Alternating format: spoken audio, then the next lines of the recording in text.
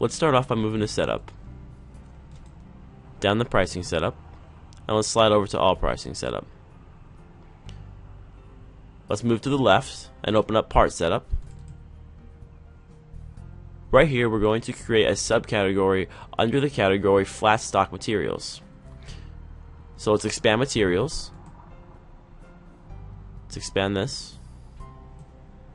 Down to Material, Roll and Flat Stock, expand. And Flat Stock Material.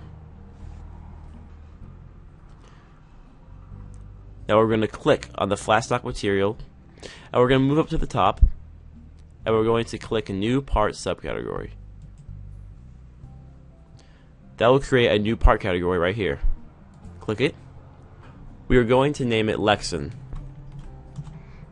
This will be our new part under this category that we are creating a material category for. Now let's save this new part category that we've added. Now let's add a part to this new category that we've created. The easiest way to create a new part is to clone an existing part. So let's expand any of the other flat stock materials and clone one of their parts.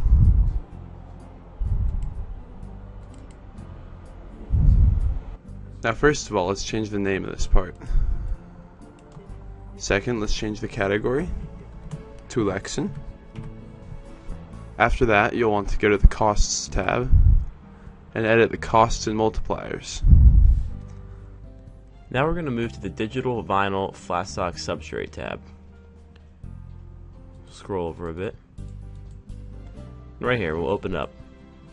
You are going to want to make sure that direct print to this is checked and mounted to this is checked if you're going to use this for mounting. Then we're going to check that the height and width are correct and accurate with what we had plugged in for the product name. The last important thing you want to do when creating your new part is to make sure that it's checked active. Now let's save our new part. From here we are going to want to go and set up our new Lexan selection list. Let's move to the left and we'll open up selection lists.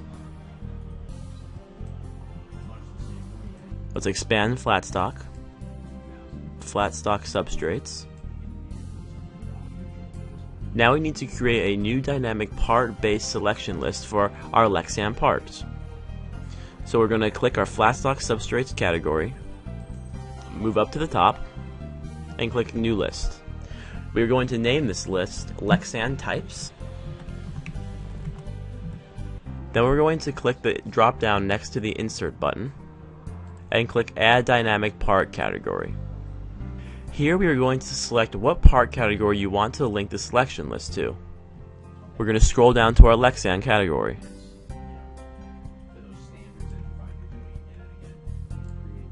Hit OK.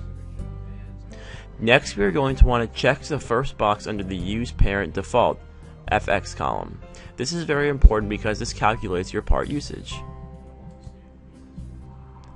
Then we will save our new selection list.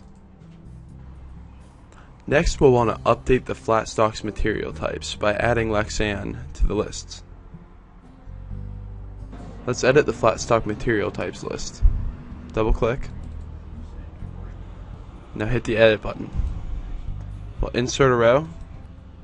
In this new row, we'll either type or find Lexan. In the material list column, we need to tell Control which dependent list to use. You can type in the name of your dependent list, for instance, Lexan Types, or you can click on the box with the 3 dots to search for the dependent list. Now let's select Material List and type in Lexan. Next, let's click the Sort Items button to alphabetize the text column. And now finally, let's save the selection list. Now let's look at the material category we had created and the parts under it. Let's go up to New, and we'll just pull up a new order. Down to Digital Prints, and we'll open up a rigid sign print. We'll slide over to Material Type and select our Lexan. That should automatically link it to the parts we had created for it. And we open up Material, and we'll see our Lexan part that we had created.